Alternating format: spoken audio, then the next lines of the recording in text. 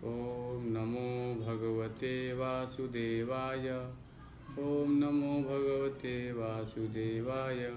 नारायणं नमस्कृत्यं नरं चैव नरोत्तमं देवीं सरस्वतीं व्यासं ततो जयमुदीरये। नष्टप्रायेषु अभद्रेषु नित्यं भागवत सेवया भगवती उत्तमश्लोके भक्तिर्भवति नैष्टिके। कृष्णाय वासुदेवाय देवकी नंदनाय च नंदगोपकुमाराय गोविंदाय नमो नमः। जय श्री कृष्ण चैतन्य प्रभु नित्यानंद श्री अद्वैत गदाधर शिवासादि गौर भक्तवृंद। हरे कृष्णा कृष्ण कृष्ण हरे हरे, हरे राम राम राम हरे हरे। हरे कृष्णा। सभी का स्वागत है भागवतम क्लास में। तो कल हमने पढ़ा था श्रीमद् भागवत पुराण में अध्याय 3 और श्लोक संख्या 5, कैंटो 3, 6 और 5। तो हमने पढ़ा था कि मैत्रेय मुनि जो हैं विदुर जी को बता रहे हैं। तो कल हमने पढ़ा था परेण विसिता स्वस्मिन् मात्रया विश्वसिग्णः सुक्षोभ्यभान्यो मासाग यस्मिन् लोका सदाचरम्।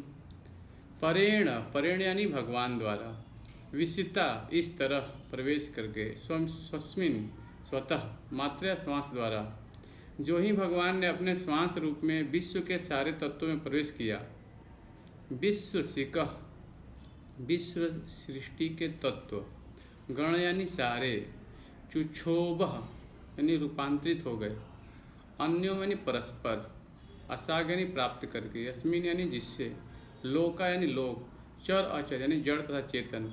जो ही भगवान ने अपने श्वास के रूप में विश्व के सारे तत्वों में प्रवेश किया तो ही वे विराट रूप में रूपांतरित हो गए, जिससे सारे लोक और समस्त जड़ तथा चेतन सृष्टि टिकी हुई हैं। तो भगवान इस विश्व में प्रवेश किए और विराट रूप में रूपांतरित हो गए, तो सारे लोक में जो भी जड़ है, चेतन वस्तु जो भी क्या है, सब भगवान पे टिकी हुई हैं। विराट सृष्टि के सारे तत्व पदार्थ हैं, और जब तक भगवान अपने श्वास रूप में उनमें प्रवेश नहीं करते तब तक आकार में वृद्धि करने की उनमें कोई सामर्थ्य नहीं होती। तो जड़ और चेतन जो भी वस्तु है इस संसार में, जब तक भगवान उसमें बता रहे हैं कि अपने श्वास रूप में प्रवेश नहीं करते हैं तब तक उसमें आकार वृद्धि करने में कोई सामर्थ्य नहीं होती। इसका अर्थ हुआ कि जब तक आध्यात्मिक स्पर्श नहीं होता है तब तक पदार्थ घट या बढ़ नहीं सकता। तो आध्यात्मिक की स्फुलिंग जब तक यहाँ पे बताया जा रहा है कि स्पर्श नहीं होगा तब तक पदार्थ घट और बढ़ नहीं सकता है। पदार्थ आत्मा का प्रतिफल है और आत्मा के स्पर्श से ही बढ़ता है। इस संपूर्ण विराट जगत ने अपने आप यह विराट रूप धारण नहीं किया है, जैसा कि अल्पज्ञों की गलत धारणा है। तो बता रहे हैं कि भगवान यहाँ पे देखिए, जब तक यहाँ पे आध्यात्मिक वस्तु का स्पर्श नहीं होगा तब तक यहाँ पे कुछ घट और बढ़ नहीं सकता है। अल्पज्ञों की गलत धारणा है कि जब तक पदार्थ के भीतर आत्मा रहता है तब तक पदार्थ आवश्यकता अनुसार बढ़ सकता है, किंतु आत्मा के बिना पदार्थ बढ़ना बंद कर देता है। उदाहरण के लिए, जब तक जीव के शरीर के भीतर आध्यात्मिक चेतना रहती है तब तक शरीर अपेक्षित आकार तक बढ़ता रहता है, किंतु मृत भौतिक शरीर जिसमें आध्यात्मिक चेतना नहीं रहती बढ़ना बंद कर देता है।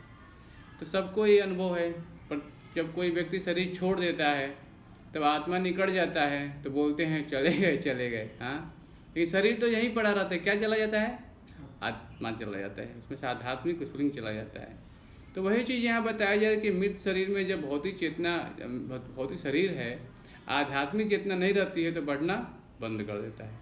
तो भगवद गीता के 2 अध्याय में भगवान बताते हैं, हाँ, देहिनो अस्मिन् खाते है कौमारम यौनम यथा देहांतर प्राप्ति धीरस्तर न मुह्यति। हाँ, शरीर को नहीं बल्कि आध्यात्मिक चेतना को महत्व प्रदान किया गया है। संपूर्ण विराट शरीर उसी विधि से बढ़ा जिसे हम अपने लघु शरीरों में अनुभव करते हैं, किंतु मनुष्य को मूर्खतावश यह नहीं सोचना चाहिए कि व्यष्टि सूक्ष्म आत्मा विश्व रूप की विराट अभिव्यक्ति का कारण है। विश्व रूप को विराट रूप इसलिए कहा जाता है क्योंकि भगवान अपने श्वास के रूप में इसके भीतर होते हैं। तो हम समझ सकते हैं कि जो आत्मा है, हाँ, ये भगवान का अंश है ना।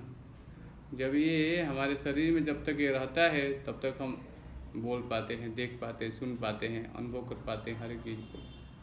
लेकिन मृत शरीर के आत्मा निकट जाने के बाद क्या होता है, शरीर जो का तो पड़ा रहता है। हिरण्यमः सह पुरुष सहस्त परिवत्सरान अंडकोश उवापाप्सु सर्वसत्तोपहित। हिरण्यमय यानी विराट रूप धारण करने वाले गर्भोदक साई विष्णु। तो गर्भोदक साई विष्णु का एक नाम है हिरण्यमय। स यानी वह, पुरुष यानी ईश्वर के अवतार, सहस्त्र यानी 1000, परिवर्तसरान यानी दैवी वर्षों तक, अंडकोशे अंडकार ब्रह्मांड के भीतर, उवास यानी निवास करते रहे, अपसु यानी जल में, सर्वसत्व यानी उनके साथ शयन कर रहे सारे जीव, उपवृंत इस तरह फैले हुए। विराट रूप जो हिरण्यमय कहलाता है, ब्रह्मांड के जल में 1000 दैवी वर्षों तक रहता रहा और सारे जीव उसके साथ शयन करते रहे। तो भगवान गर्भोदक साई विष्णु जो हैं ब्रह्मांड के जल में 1000 दैवी वर्षों तक क्या करते रहे, केवल लेटे रहे, शयन करते रहे। और जितने भी जीवात्मा हैं, जितने भी जीव हैं, वो भी शयन कर रहे हैं भगवान के साथ। जब भगवान गर्भोदक साई विष्णु के रूप में प्रत्येक ब्रह्मांड में प्रविष्ट हो गए तो आधा ब्रह्मांड जल से भर गया। तो जो ही ब्रह्मांड में भगवान प्रवेश करते हैं गर्भोदक साई विष्णु के रूप में, तो बताया जाता है यहाँ पे कि आधा जो ब्रह्मांड है जल से भर जाता है। लोको बाह्य आकाश इत्यादि की विराट अभिव्यक्ति जो हमें दृष्टिगोचर होते हैं, पूर्ण ब्रह्मांड की केवल आधी हैं। तो इस संसार में जो भी हमें दृष्टिगोचर हो रहा है विराट, यहाँ पे बताया जा रहा है पूर्ण ब्रह्मांड केवल आधी आधी अभी अभिव्यक्ति के पूर्ण ब्रह्मांड के भीतर विष्णु के प्रवेश करने के बाद 1000 दैवी वर्षों की अवधि होती है। तो बताया जाता है कि पहले तो ये जो ब्रह्मांड है आधा जल से भरा हुआ है, तो फिर भगवान गर्भोदक साई विष्णु लेटे हुए हैं। और बता रहे हैं यहाँ कि 1000 दैवी वर्षों तक इसकी अवधि होती है। महत तत्व के गर्भ में प्रविष्ट किए गए सारे जीव सभी ब्रह्मांडों में गर्भोदक साई विष्णु के अवतार के साथ विभाजित हो जाते हैं और वे भगवान के साथ तब तक शयन करते रहते हैं जब तक ब्रह्मा का जन्म नहीं हो जाता। तो बताया जाता है यहाँ पे कि जब भगवान गर्भोदक साई विष्णु लेटे रहते हैं तो ब्रह्मांड में जो जीव हैं सभी उसके साथ शयन करते रहते हैं। कब तक? जब तक ब्रह्मा का जन्म नहीं हो जाता है तब तक, है ना। बताया जाता है कि सारे जो जीव हैं सभी ब्रह्मांडों में गर्भोदक साई विष्णु के अवतार के साथ विभाजित हो जाते हैं और वे भगवान के साथ तब तक शयन करते रहते हैं जब तक ब्रह्मा का जन्म नहीं हो जाता है। ब्रह्मांड के भीतर ब्रह्मा ही प्रथम जीव होता है, यानी प्रत्येक ब्रह्मांड में हम देखते हैं जो पहले जीव हैं कौन है, ब्रह्मा जी हैं प्रथम जीव, और अन्य सारे देवता तथा जीव उन्हीं से जन्मते हैं। यानी ब्रह्मा से ही सारी सृष्टि होती है, चाहे देवता हो चाहे मनुष्य, जो भी जीव है सब किससे हैं, ब्रह्मा जी से उत्पन्न हो रहे हैं। मनुष्य जाति के आदि पिता मनु हैं, अतएव संस्कृत में मानव जाति मनुष्य कहलाती है। विभिन्न सारे गुणों वाला मानव विभिन्न लोकों में विभाजित किया जाता है। तो बताया जाता है यहाँ पे कि हम समझ सकते हैं यहाँ विभाजित हो रहे हैं, ब्रह्मा जी से प्रत्येक जीव का जन्म हो रहा है और अलग अलग विभाजित हो रहे हैं। स वै विश्वसिजाम गर्भो देव कर्मात शक्तिमान विभाजात्मन आत्मन मेकधा दशदा त्रिधा। स वै ही वृषजाम यानी स यानी वह यानी निश्चय, विश्वसिजाम यानी विराट रूप की, गर्भ यानी संपूर्ण शक्ति, देव यानी सजीव शक्ति, कर्म यानी जीवन की क्रियाशीलता। विराट रूप में महतत्व की समग्र शक्ति ने स्वतः अपने को जीवों की चेतना, जीवन की क्रियाशीलता तथा आत्म पहचान के रूप में विभाजित कर लिया, जो 1, 10 तथा 3 के क्रम से उपविभाजित हो गए। तो बताया जा रहा है शक्तिमान विभाजन, शक्तिमान यानी शक्तियों से पूरित, विभाज यानी विभाजित कर दिया, आत्मा यानी अपने आप से, आत्मा यानी अपने को, एकदा यानी एक में, दशदा यानी 10 में, त्रिधा यानी 3 में। तो भगवान बता रहे हैं कि जीवन की क्रियाशीलता तथा आत्म पश्चातान के रूप में विभाजित कर लिया, जो 1, 10 तथा 3 के क्रम में उपविभाजित हो गए भगवान।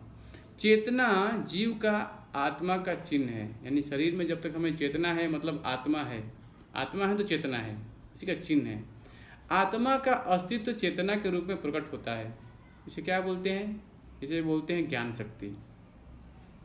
जो चेतना है जीव या आत्मा का चिन्ह है और आत्मा का अस्तित्व चेतना के रूप में प्रकट हो, और जो ज्ञान शक्ति कहलाता है।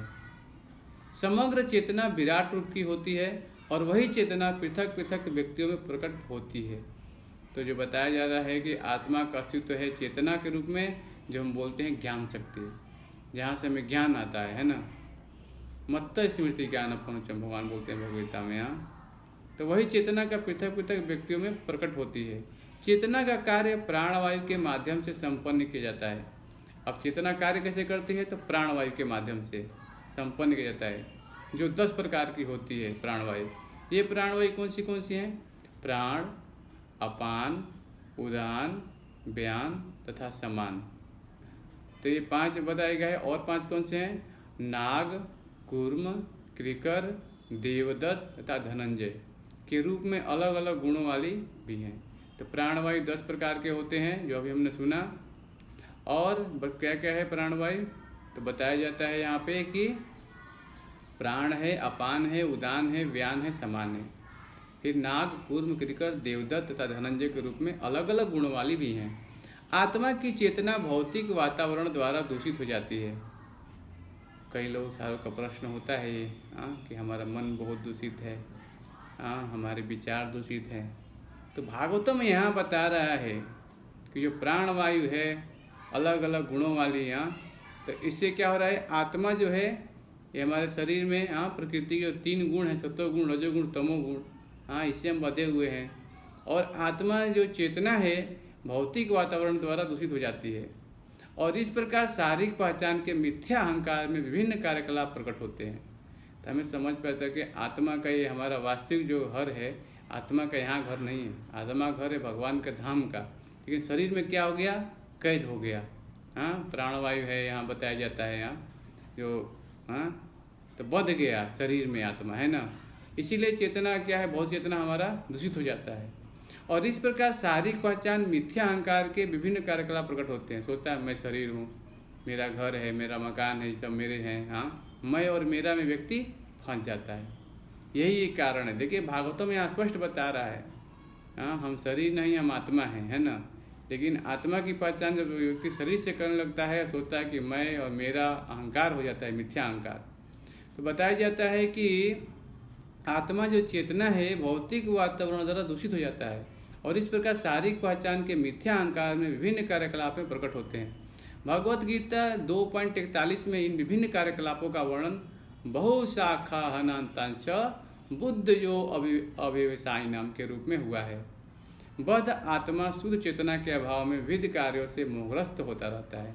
तो आत्मा तो शुद्ध है, जैसे बारिश होता है, जब बारिश होता है तो देखते हैं कि बारिश होता है तो जो जल गिरता है एकदम शुद्ध होता है, एकदम शुद्ध होता है। लेकिन जैसे ही इस पृथ्वी के संपर्क में जल आता है और उस जल का स्पर्श किसी रंग पे, कलर पे गिरे तो उस कलर का हो जाएगा, किसी गटर में गिरे तो उस कलर का हो जाएगा, किसी मिट्टी पे गिरे, पीला मिट्टी पे, तो उस कलर का रंग परिवर्तन हो जा रहा है।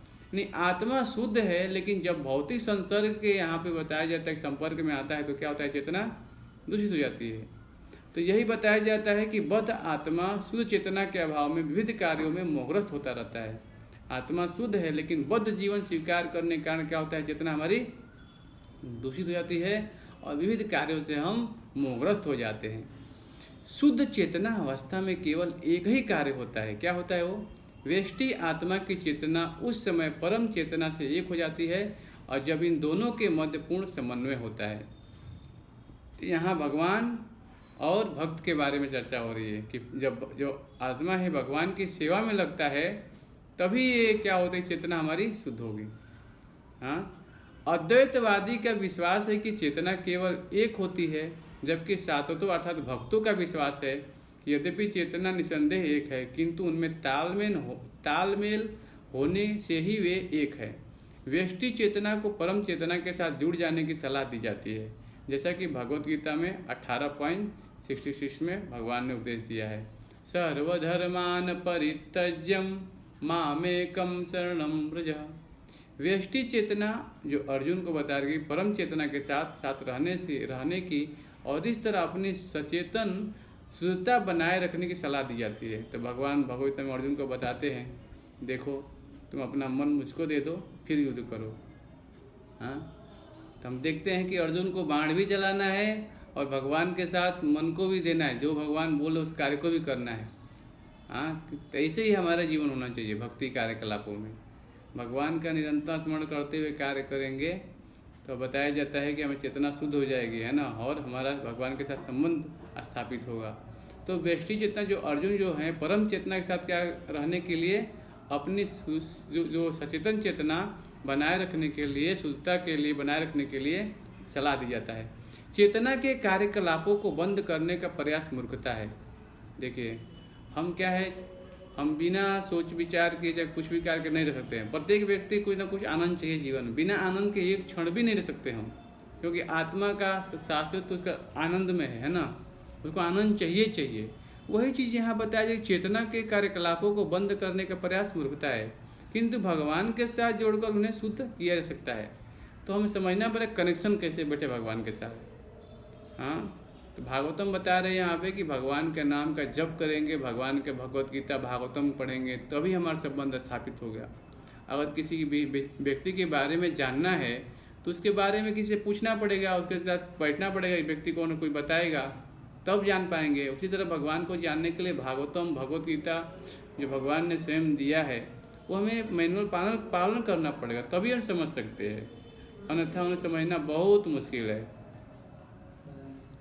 तो यहाँ बताया जाता है कि चेतना के कार्यकलापों को बंद करने का प्रयास मूर्खता है, किंतु भगवान के साथ जोड़कर उन्हें शुद्ध किया जा सकता है। यह चेतना शुद्धि की मात्रा के अनुसार आत्म पहचान के 3 गुणों में विभाजित हो जाती है। तो बताया जाता है कि जो चेतना है ये 3 गुणों में क्या होती है, विभाजित होती है। पहला क्या है, आध्यात्मिक अर्थात शरीर तथा मन के साथ आत्म पहचान। आदि भौतिक या भौतिक उत्पादों के साथ आत्म पहचान, तथा आदि दैविक या भगवान के सेवक के रूप में अलग अलग आत्म पहचान। इन तीनों में आदि दैविक आत्म पहचान भगवान की इच्छा का पालन करते हुए चेतना की शुद्धि की शुरुआत होती है। तो आदि दैविक जितने भी देवी देवता हैं सब भगवान के भक्त हैं, भगवान के नियम के जो बताए पालन को कार्य करते हैं। तो यही विधि हमें पालन करना है कि भगवान की जो इच्छा है उसी के अनुसार हमें कार्य करना, तभी हम समझ सकते हैं। हाँ, ये सारे कार्यकलाप हमें समझने के लिए हमें एक दैवी जो चीज़ है स्वीकार करना पड़ेगा हमें, है ना। एक होता है बहिरंगा शक्ति, एक होता है अंतरंगा शक्ति। तो जब तक व्यक्ति बहिरंगा शक्ति के अंतर्गत मोहग्रस्त रहेगा तब तक इन चीज़ों को नहीं समझ सकता है। उसे अंतरंगा यानी आध्यात्मिक शक्ति के द्वारा ही समझने का प्रयास करना चाहिए। एष हि अशेष सत्त्वानाम् आत्मा अंशः परमात्मनः आज्ञ अवतार यत्र असौ भूतग्रामं विभाव्यते। एष हि अशेष सत्त्वानाम्, एष यानी यह, ही यानी निसंदेह, अशेष यानी असीम, सत्वता नाम यानी जीवों का। भगवान का विश्वरूप प्रथम अवतार तथा परमात्मा का स्वांश होता है। तो भगवान का जो विश्वरूप का प्रथम अवतार और परमात्मा है स्वांश होता है, वे असंख्य जीवों के आत्मा है और उनमें समुचित सृष्टि टिकी रहती है जो इस तरह फलती फूलती है। तो यहाँ बताया जाता है कि परमात्मन आगे अवतार है, परमात्मा यानी परमात्मा का, आगे यानी प्रथम, अवतार यानी अवतार, यत्र यानी जिससे, असौ यानी वे सब, भूतग्राम यानी समुचित सृष्टियाँ, विभात यानी फलती फूलती हैं। तो भगवान का जो विश्वरूप का प्रथम अवतार है तथा परमात्मा का स्वांश होता है, वे असंख्य जीवों के आत्मा है। देखिए भगवान प्रत्येक जीव के हृदय में क्या चल रहा है सब कुछ जानते हैं, और हम जान सकते हैं क्या? नहीं जान सकते। तो हमें समझना भगवान जो है सारे जीवों के आत्मा हैं। हाँ, वे असंख्य जीवों के आत्मा हैं और उनमें समुचित सृष्टि टिकी रहती है जो इस तरह फलती फूलती है। भगवान 2 प्रकार से अपना विस्तार करते हैं, एक होता है आत्मश्वास द्वारा तथा विभक्त सूक्ष्म अंश द्वारा। तो 2 चीज़ है, एक होता है आत्मश्वास, दूसरा होता है विभक्त सूक्ष्म अंश द्वारा। आत्मश्वास विष्णु तत्व हैं तथा विभक्त अंश जीव हैं। चूँकि जीव अत्यंत लघु है अतएव कभी कभी उन्हें भगवान की तथास्था शक्ति कहा जाता है, किंतु योगी जन जीवों तथा परमात्मा को एक ही मानते हैं। पर यह विवाद बहुत नगण्य बिंदु है। कुल मिलाकर प्रत्येक वस्तु भगवान के विराट रूप या विश्व रूप पर टिकी रहती है। तो यहाँ हमें समझ में आता है कि भगवान दो प्रकार से अपना विस्तार करते हैं। एक होता है आत्मश्वास और दूसरा होता है विभक्त यानी सूक्ष्म यानी अंश द्वारा। तो आत्मा जो है बताए श्वास विष्णु तत्व है और विभक्त है अंश जीव है। तो हम जो जीव हैं हम अत्यंत लघु है, सूक्ष्म कण हैं। जैसे एक मैं उदाहरण के द्वारा बताता हूँ आप लोगों को। जैसे मान लीजिए कोई कोयले का खदान है और अग्नि है खूब जल रही है, लेकिन कोई एक चिंगारी छोटा सा बाहर निकल जाता है तो उसकी मात्रा बहुत कम है, वो ज़्यादा अग्नि स्फुलिंग नहीं कर पाएगा, है ना। और जहाँ कोयले का बढ़ना जहाँ पे ज़्यादा अग्नि जल रही है वहाँ पे ज़्यादा हो सकता है, लेकिन वही सूक्ष्म कण जब उसी अग्नि में जाके प्रवेश कर जाएगा तो फिर उसकी जो स्फुलिंग है प्रकाशित हो जाएगा, जब कण को उठा के डाल देंगे उस खदान में, तो है ना। वही चीज़ यहाँ हमें समझना पड़ेगा कि हम बहुत सूक्ष्म हैं, क्षुद्र है ना, कि भगवान है परम सबके सारे आत्मा को पूरा एकदम उनका शरीर आत्मा से ही बना टोटल। हमारा है क्या, हमारा में देखिए क्या क्या है, हड्डी है, रक्त है ना, इसमें अलग अलग चीज़ है। लेकिन भगवान का नख से लेकर पूरा शरीर आत्मा से ही बना है, उसमें ऐसा नहीं है उनका शरीर, इसीलिए उनका शरीर सच्चिदानंदमय है। तो हमें समझना पड़ेगा कि भगवान का शरीर आध्यात्मिक है ना। स अध्यात्म स आदिदैव स अधिभूत इति त्रिधा विराटो प्राणो दशविध एकदा हृदयेन च। स अध्यात्म स अधिदैव, स अध्यात्म यानी शरीर तथा समस्त इंद्रियों समेत मन, स अधिदैव तथा इंद्रियों के नियंत्रक देवता, च यानी तथा, स अधिभूतम यानी वर्तमान विषय, इति यानी इस प्रकार, त्रिधा यानी तीन, विराट यानी विराट, प्राण चालक, प्राण यानी चालक शक्ति एक होती है, 10 विध यानी 10 प्रकार का, एकदा यानी केवल एक, हृदय चेतना शक्ति, च यानी भी, विश्वरूप 3, 10 तथा 1 के द्वारा इस अर्थ में प्रस्तुत होता है कि वे भगवान शरीर तथा मन और इंद्रियां हैं। वे ही 10 प्रकार की जीवन शक्ति द्वारा समस्त गतियों की गत्यात्मक शक्ति हैं और वे ही एक हृदय हैं जहाँ जीवन शक्ति सृजित होती है। तो यहाँ बहुत महत्वपूर्ण चीज़ बताया जाता है कि भगवत गीता अध्याय 7 के 4-5 में कहा गया है कि 8 तत्व हैं जो पृथ्वी, जल, अग्नि, वायु, आकाश और मन, बुद्धि, अहंकार भगवान की कनिष्ठा शक्ति के उत्पाद हैं। जब कनिष्ठा शक्ति का उपभोग करते हुए दिखाई पड़ने वाले जीव मूलतः श्रेष्ठ शक्ति से अर्थात भगवान की अंतरंगा शक्ति से संबंधित है। 8 कनिष्ठा शक्तियाँ स्थूल तथा सूक्ष्म रीति से कार्य करती हैं, जबकि श्रेष्ठ शक्ति मध्यवर्ती केंद्रीय जनक शक्ति के रूप में कार्य करती है। ऐसा मानव शरीर में अनुभव किया जाता है। तो ये सारों जो चीज़ है यहाँ पे मनुष्य शरीर मिला है, इसी में हम अनुभव कर पाते हैं। स्थूल तत्व पृथ्वी आदि बाह्य स्थूल शरीर का निर्माण करते हैं, जबकि ऊपरी वस्त्र कुर्ते के सदृश है, जबकि सूक्ष्म मन तथा मिथ्या अहंकार शरीर के भीतरी वस्त्र बनियान की तरह कार्य करते हैं। जैसे एक कोट हम पहनते हैं, उसका वो यहाँ पे उदाहरण दे रहे हैं प्रभुपाद जी। हम कुर्ता पहनते हैं, उसके नीचे बनियान पहनते हैं। तो वह ऊपरी वस्त्र है पृथ्वी, जल, अग्नि, वायु स्थूल शरीर है, और सूक्ष्म शरीर है मन, बुद्धि, अहंकार का जो भीतरी वस्त्र है। शरीर की गतियाँ सर्वप्रथम हृदय से उत्पन्न होती हैं और शरीर के सारे कार्यकलाप इंद्रियों के द्वारा संभव होते हैं। जो शरीर के भीतर 10 प्रकार की वायु के द्वारा शक्ति प्राप्त करते हैं। तो बताया जाता है यहाँ पे कि शरीर की जो गतियाँ हैं हृदय से उत्पन्न होती हैं, क्योंकि हृदय में क्या है, हृदय में आत्मा है ना। तो जब तक आत्मा है तब तक हमारा हृदय कार्य करता है ना। तो शरीर की जो गतियाँ हैं सर्वप्रथम हृदय से उत्पन्न होती हैं और शरीर के सारे कार्यकलाप इंद्रियों के द्वारा संभव होते हैं। जो हमारी इंद्रियां हैं, आँख, कान, नाक, जीभ, त्वचा, जो इंद्रियां हैं जो कार्य करते हैं, तो शरीर के भीतर 10 प्रकार की वायु जो मैंने बताया अभी पिछले श्लोक में, ये सब शक्ति प्राप्त करती हैं। और 10 प्रकार की वायु का वर्णन इस प्रकार है। श्वास लेते समय नाक में प्रविष्ट करने वाली मुख्य प्राण जो वायु होती है प्राण कहलाती है। तो अब यहाँ पे विस्तृत तरीके से बताया जाता है जो इंद्रियां हैं कैसे कार्य करते हैं, 10 प्रकार के जो वायु हैं कैसे शक्ति प्राप्त करती हैं। तो 10 प्रकार की वायु का वर्णन बताया जाता है कि जब हम सांस लेते हैं नाक से तो उसमें जो प्रविष्ट होने वाली वायु है वो प्राण कहलाती है। जो वायु गुदा से बाहर निकलती है वह अपान कहलाती है, और जो वायु उदर के भीतर भोजन को ठीक करती है और जो कभी कभी डकार के रूप से निकलती है वो समान कहलाती है। जो वायु गले से होकर जाती है और जिसके रुकने से दम घुटता है वह उदान वायु कहलाती है। जो संपूर्ण वायु पूरे शरीर में चक्कर लगाती है वह व्यान वायु कहलाती है। इन 5 वायुओं से भी सूक्ष्म अन्य वायु है। जो वायु आँखों के और मुख के खुलने से बाहर सहायक बनती है वह नाग वायु कहलाती है। जो वायु भूख को बढ़ाती है वह क्रिकर वायु कहलाती है, और जो वायु संकुचन में सहायक होती है वह कूर्म वायु कहलाती है। जो वायु अंगड़ाई लेते समय मुख को फैलाकर विश्राम दिलाती है वह देवदत्त कहलाती है, तथा जो वायु संपोषण में सहायक बनती है वह धनंजय वायु कहलाती है। ये सारे वायु हृदय के मध्य से उत्पन्न होती हैं और हृदय केवल एक है।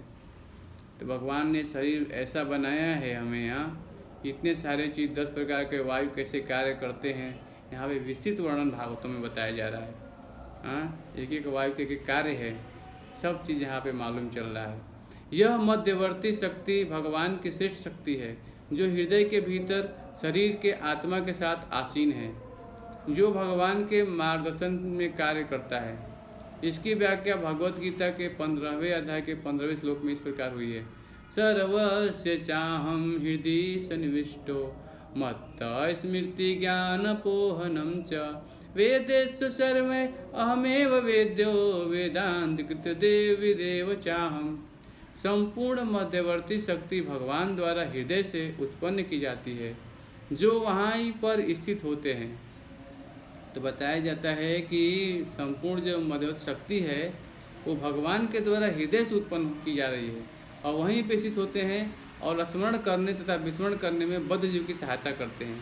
यह बद्ध अवस्था जीव द्वारा भगवान की अधीनता की विस्मृति के कारण है। जो व्यक्ति भगवान को भुलाए रखना चाहता है उसकी भगवान जन्म जन्मांतर भुलवाने रखने में सहायक करते हैं, किंतु जो व्यक्ति भगवत भक्त की संगति के बल पर उनका स्मरण करता है और स्मरण कराने में भगवान उसकी अधिकाधिक सहायता करते हैं।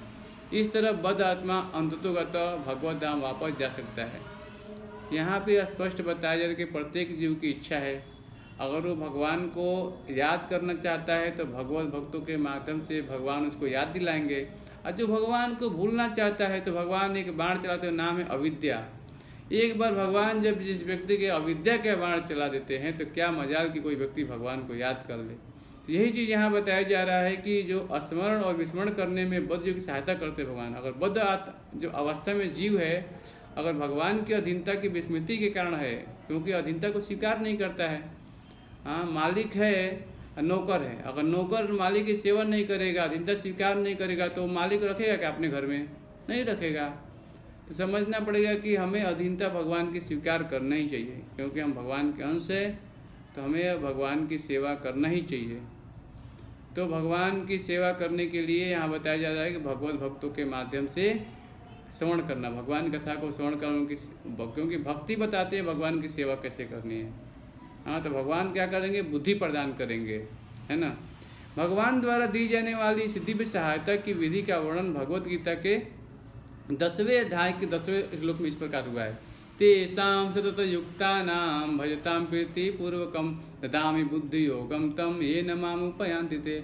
मन से परे बुद्धि और अर्थात भक्ति द्वारा आत्म सत्कार की बुद्धि योग विधि अकेले ही मनुष्य को विराट सृष्टि के भवबंधन की बद्ध अवस्था से ऊपर ले जा सकती है। जीव की बद्ध अवस्था उस व्यक्ति जैसी है जो किसी विशाल यांत्रिक व्यवस्था की गहराई में हो।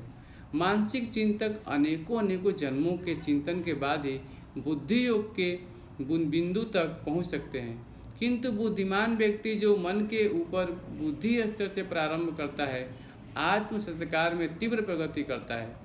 चूँकि बुद्धि योग में किसी समय भी हास या पीछे जाने का किसी प्रकार का भय नहीं रहता। अतएव आत्म सत्कार के लिए विश्वसनीय मार्ग है, जिसकी पुष्टि भगवत गीता में 2 अध्याय के 40 में होती है। मानसिक चिंतन एक ही वृक्ष पर बैठे हुए 2 पक्षियों को यहाँ पे आत्मा तथा परमात्मा के रूप में नहीं समझ पाते। व्यष्टि आत्मा तो एक वृक्ष के फल को खाता है, किंतु दूसरा पक्षी फल न खाकर फल खा रहे पक्षी के कार्यकलापों की अवहेलना करता रहता है। यह साक्षी पक्षी फल खा रहे पक्षी को सकाम कर्म करते रहने में पहुंचाता है। जो व्यक्ति आत्मा तथा परमात्मा या ईश्वर और जीव के अंतर को नहीं समझ सकता, वह अब भी विराट यंत्र के पास में है। अतः उसे इस समय की प्रतीक्षा करनी होगी जब तक इस बंधन से छूट सकेगा। तो बताया जा रहा है यहाँ पे कि एक ही वृक्ष पे दो पक्षी बैठे हैं, एक आत्मा और एक परमात्मा। हाँ, तो हमें समझना पड़ेगा कि एक फल को खा रहा है, दूसरा परमात्मा भगवान देख रहे हैं क्या कर रहा है जीव। और वो भगवान की सेवा में लगता है, भगवान हेल्प करेंगे उसकी, है ना। तो हमें समझना पड़ेगा कि भागवतम हमें स्पष्ट रूप से बता रहा है यहाँ पे कि जीव जो है भगवान का अंश है और सेवा करना उसका मुख्य कर्तव्य है। जब तक वो सेवा में नहीं लगेगा तब तक वो इन चीज़ों को समझ ही नहीं सकता है। बाकी तो हम समझ सकते हैं कि भगवत गीता भागवतम बहुत ही हमें बता रहा है स्पष्ट तरीके से कि हमें भगवान की सेवा करके ही लाभ उठाना चाहिए। हरे कृष्णा कृष्ण कृष्ण हरे हरे, हरे राम राम राम हरे हरे। सभी से निवेदन है कि नित्यम भागवतम सेवा कीजिए भगवान का, और हरे कृष्ण महामंत्र का जप कीजिए। हरे कृष्ण।